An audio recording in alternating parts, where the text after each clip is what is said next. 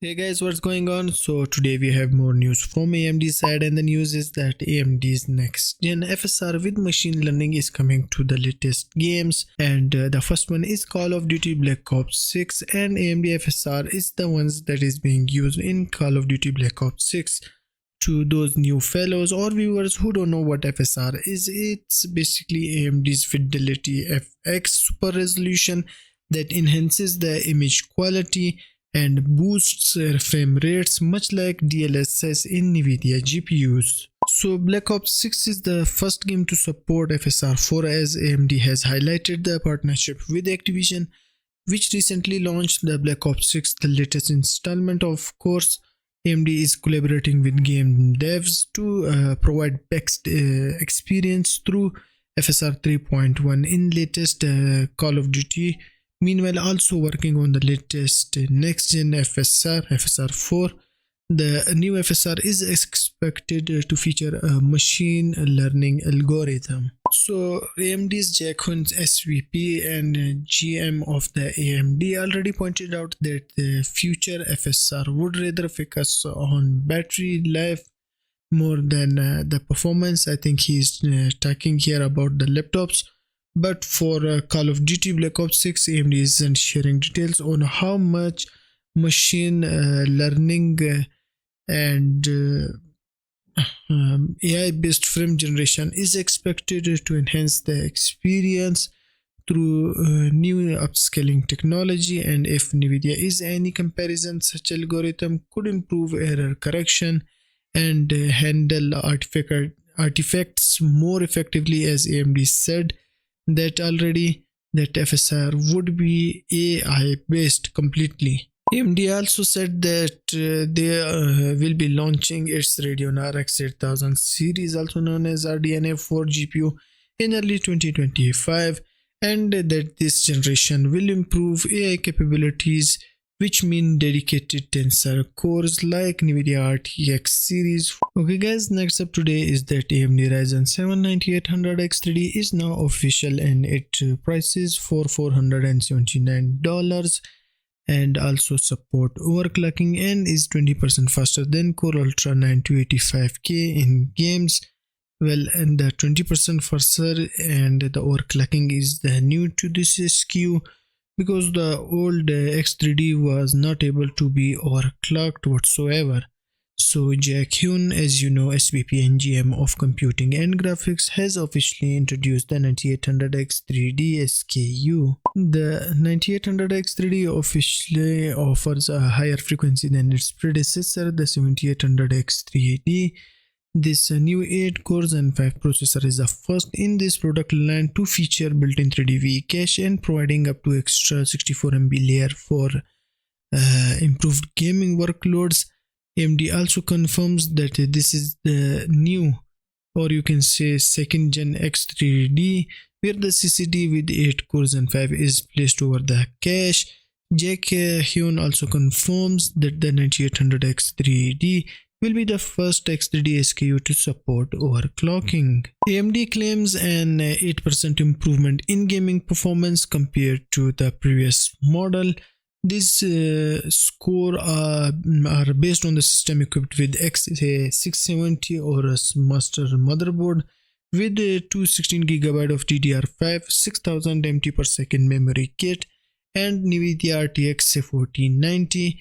And the performance varies from 1%, as you can see here, in Cyberpunk 2077 101, and all the way to 126%, where it is 26% faster in Hogwarts Legacy against the 7800X3D, and the 8% average was based on 40 games that was tested, but not all were shown.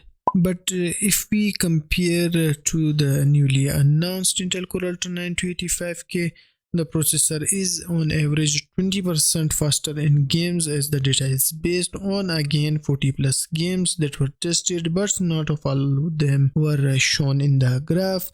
AMD claims to be freaking 59% higher performance in Cyberpunk 2077, as you can see in the graph guys. Well, that's like AMD saying to Intel in your face. And I mean, wow, this chip really amazed me. AMD has also a dedicated website with full specs which confirms the CPU has 2nd Gen X3D architecture and 4.7 GHz base and 5.2 GHz boost clocks with the 120 watt TDP. AMD also confirms that this SKU will be compatible with existing X670 MOBOs as AM5 MOBOs and that the CPU will launch on 7th November for $479. Okay guys, next up today is that AMD begins working on its own neural supersampling and denoising techniques for RDNA-based GPUs, competitors to DLSS ray reconstruction. So the news is suggesting that AMD is reportedly following Nvidia's DLSS ray reconstruction, but in its own course for developing AI-based denoising technique and neural supersampling. And it seems like Nvidia come from a long way with its upscaling techniques where the performance issue is in demanding scenes for modern titles and when ray tracing is turned on.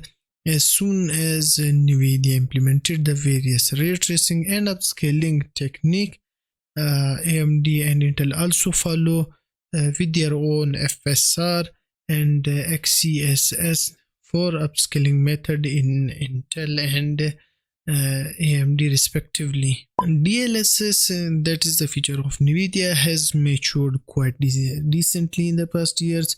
AMD and Intel are still catching up by releasing newer and better upscalers. AMD has released its FSR 3.1 this year, which is much more stable than the previous version.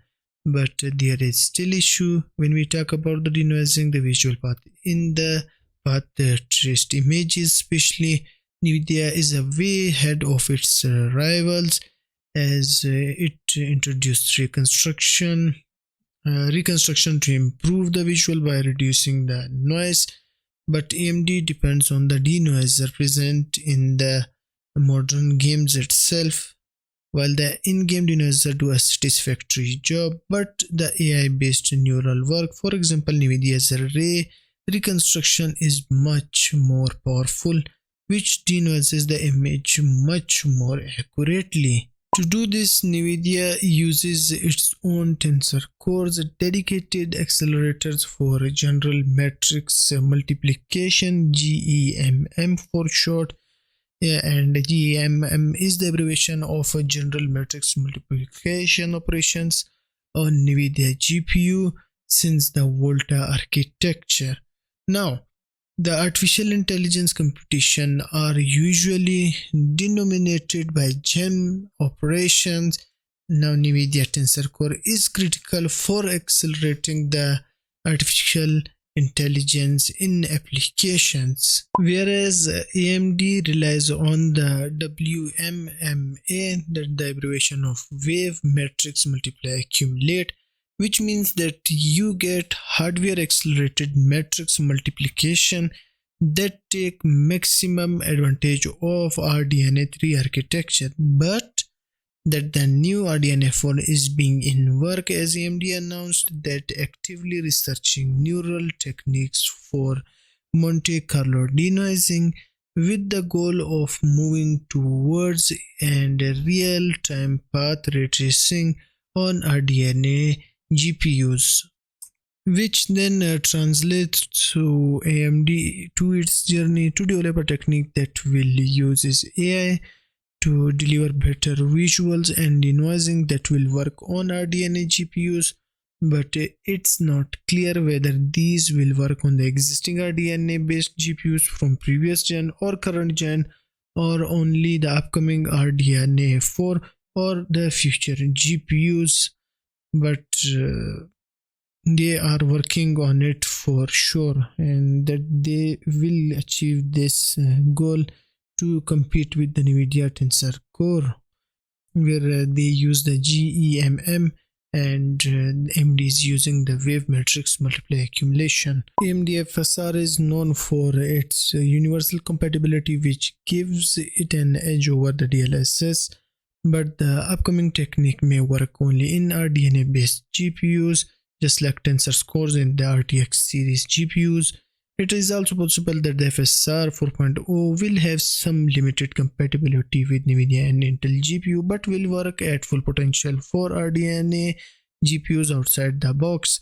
It's no surprise that AMD might consider using AI for developing its neural network, because this year AMD CTO Marks Papermaster announced that they are enabling the AI-based upscaling on their gaming devices. Next up today is that AMD confirms next-gen RDNA 4 GPUs launching in early 2025, but with significant high ray tracing performance and new AI capabilities. AMD's CEO Lisa Su confirmed in-gaming graphics revenue declined year over year as we prepare for a transitioning to our next-gen Radeon GPUs based on our RDNA 4 architecture. In addition to a strong increase in gaming performance, RDNA 4 delivers significantly higher ray tracing performance and adds new AI capabilities, and said that we are on track to launch the first RDNA 4 GPUs in early 2025. AMD's RDNA 4 graphics architecture has already seen a preview in the form of the SoC for the PS5 Pro, which offers better ray tracing performance and also offers PSSR AI upscaling. Currently, AMD has been leveraging traditional methods to upscale images, but while DLSS and XeSS use tensor cores to process AI, AMD has been updating its FSR and fluid motion frames model on AI, but now we can expect better and stable image qualities with the addition of new AI capabilities. So far, we have only known that AMD has two chips in plans for RDNA 4 family, the bigger Navi 48 and smaller Navi 44. But both of which uses DDR6 with speed up to 20 GB per second, and also both of Navi 48 and 44 GPUs are expected to feature at least two SKUs. Navi 48 SKU number 1 with R24D E8 model, Navi 48 SKU number 2 R24T with E6 model, and Navi 44 SKU 1 R25D with P8 model, and Navi 44 SKU number 2 R25D with P4 model. AMD competes against its rival as it will have to tackle two fronts: the Arc Battle Mage GPUs from Intel, which target a similar mainstream high-end audience, while Nvidia brings out the Blackwell RTX 50 heavyweight, though the green team may either have to fast forward a mid-range solution in the RTX 50 series or offer price cuts on existing products to keep up the heat against new Intel and AMD launches in the mainstream segment, as its first line of products will be aimed at enthusiasts. And that's it for today, guys, and I will see you in the next video.